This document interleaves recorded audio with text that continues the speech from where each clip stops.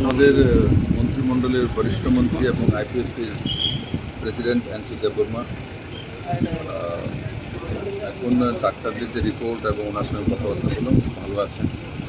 বলেছি আরও এক দুদিন যদি প্রয়োজনে থাকুন, বিপি সুগার কন্ট্রোল আছে, আর খাওয়া দাওয়াটা একটু ঠিক হয়ে গেলে উনি হসপিটাল থেকে ডিসচার্জ হয়ে যাবে।